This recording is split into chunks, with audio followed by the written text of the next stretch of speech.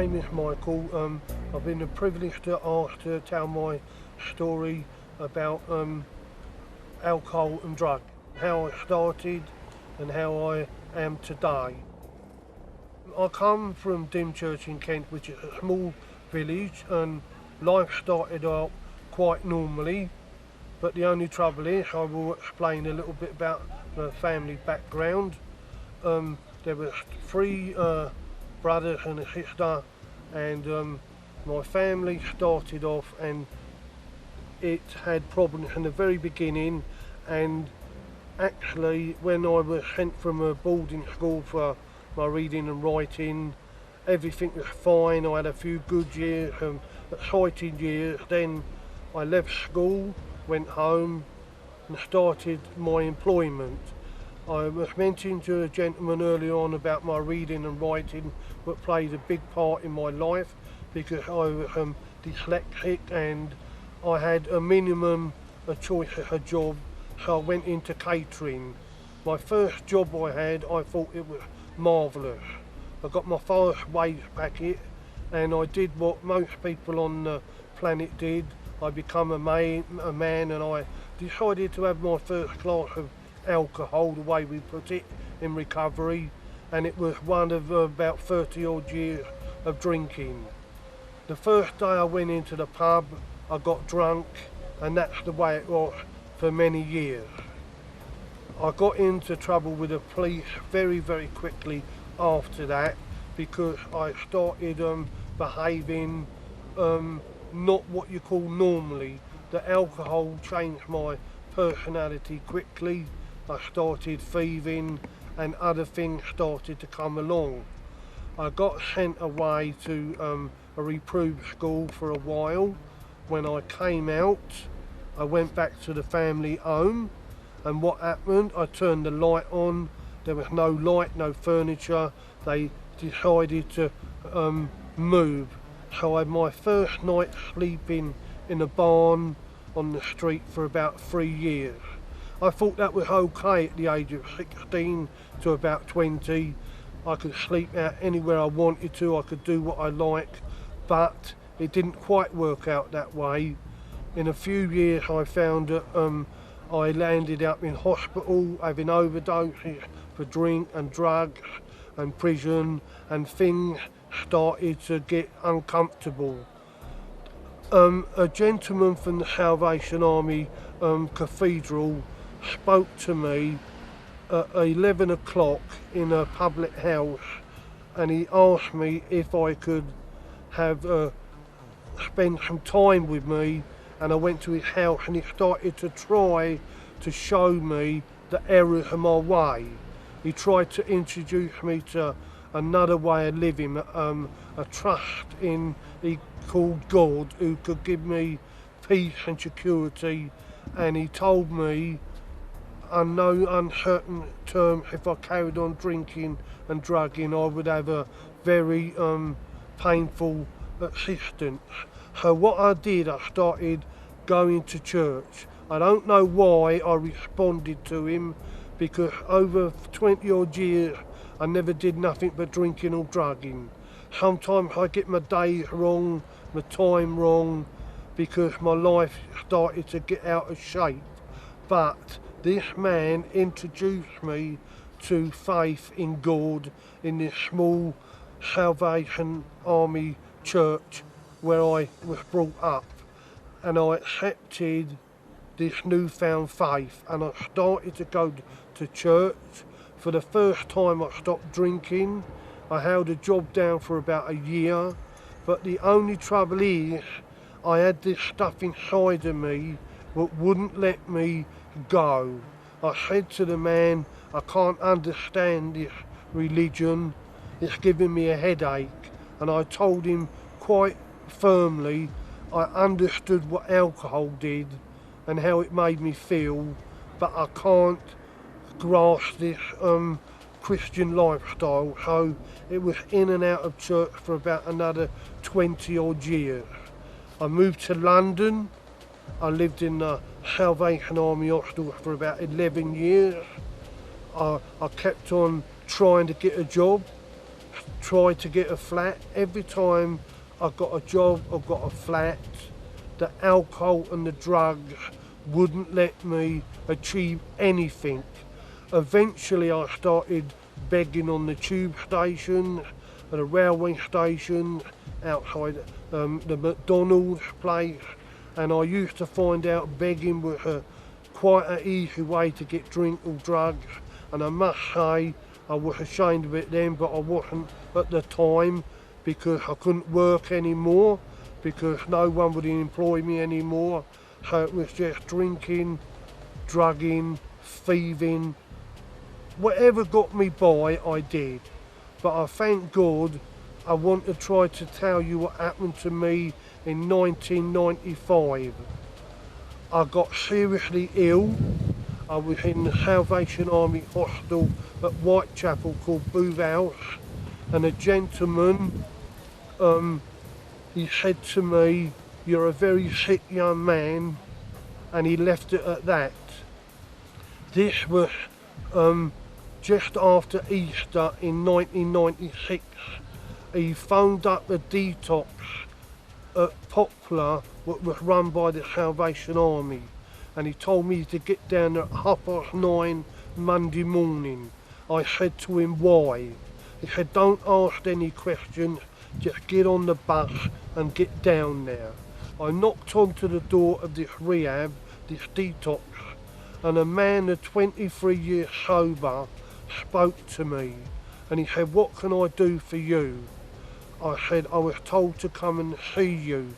I spoke to him for no more than 1 minute, and he said, you're just a raving alcoholic and you must come in here.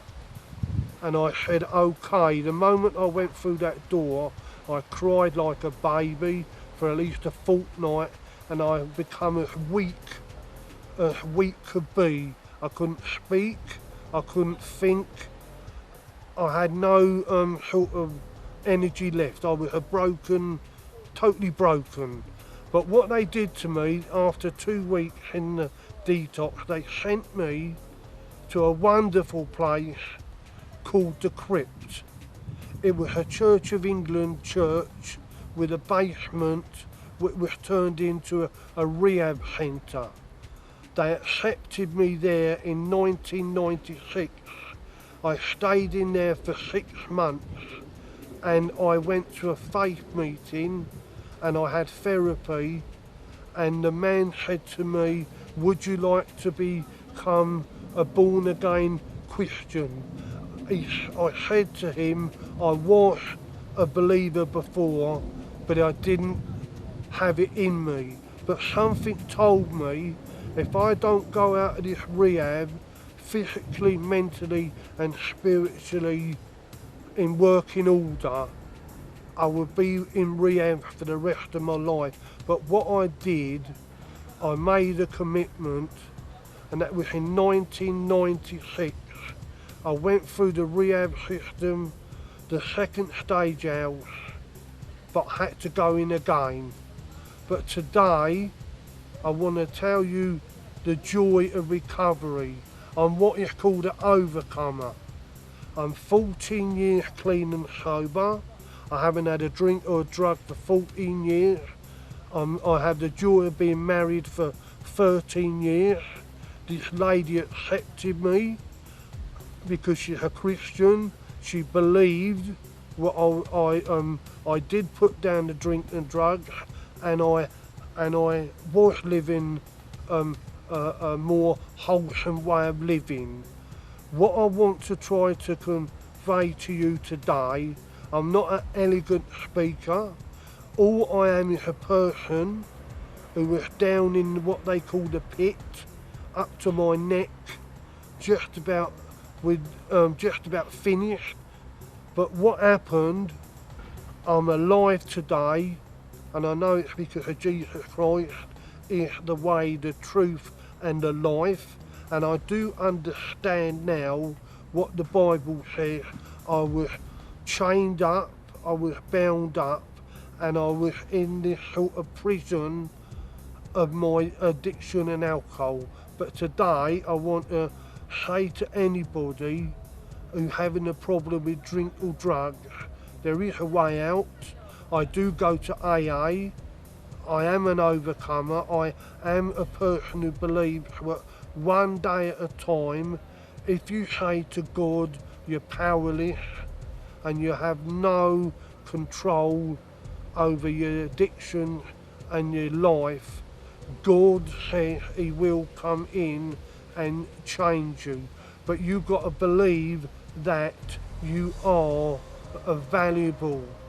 God says we are valuable.